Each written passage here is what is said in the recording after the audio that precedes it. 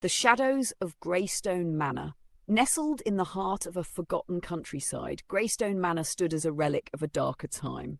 The locals whispered of its history, rumours of strange deaths, madness, and the unsettling feeling that the house was somehow alive, watching, waiting.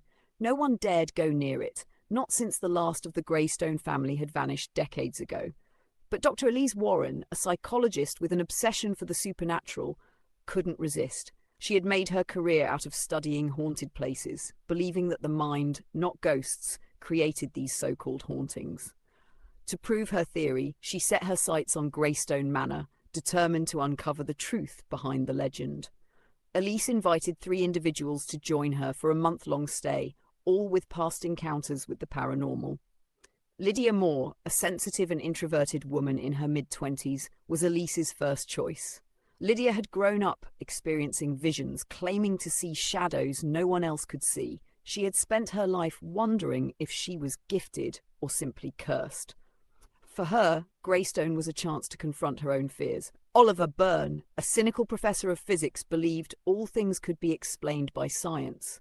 He scoffed at the idea of ghosts, but agreed to join the group out of curiosity. To him, Graystone was nothing more than an old house with creaky floorboards and faulty wiring.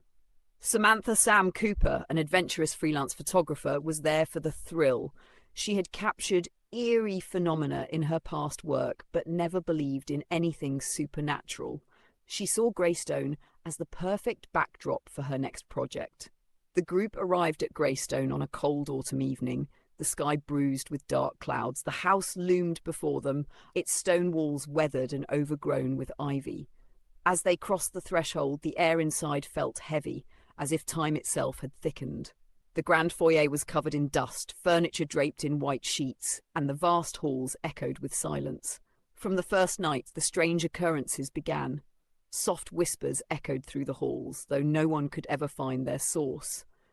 Shadows flickered just beyond the edge of vision, too fast to catch, but always present. Oliver dismissed it as wind and faulty wiring, but Lydia grew increasingly disturbed, claiming that the shadows were watching them, creeping closer with each passing day.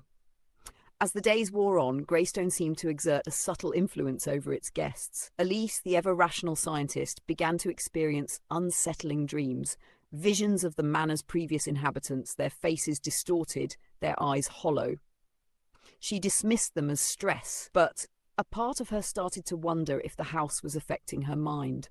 Sam, always armed with her camera, began capturing strange images, blurs of darkness in the corners of rooms, faces in the windows where no one stood.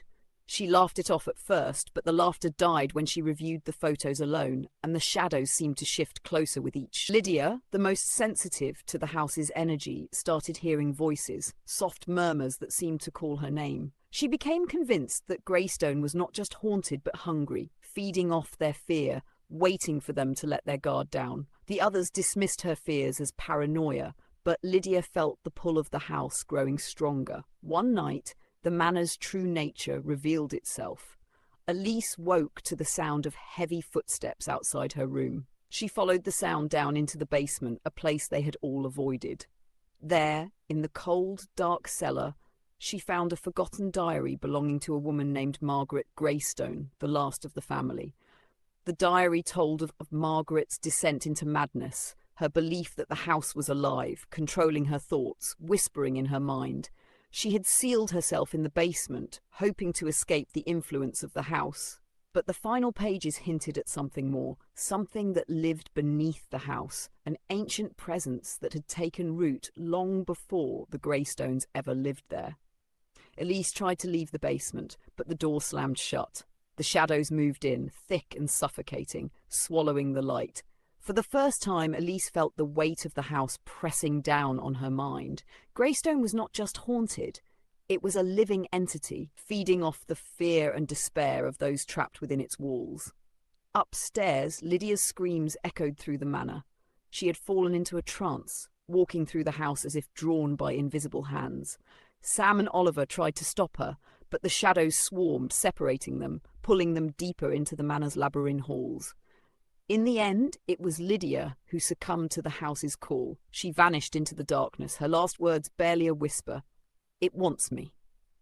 Elise and the others fled Graystone that night, barely escaping with their lives.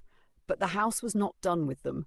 Weeks later, as Elise tried to move on, she found shadows flickering at the edges of her vision, and she knew Graystone had marked them all. It was only a matter of time before it called them back. The house was waiting, as it always had, for its next victim.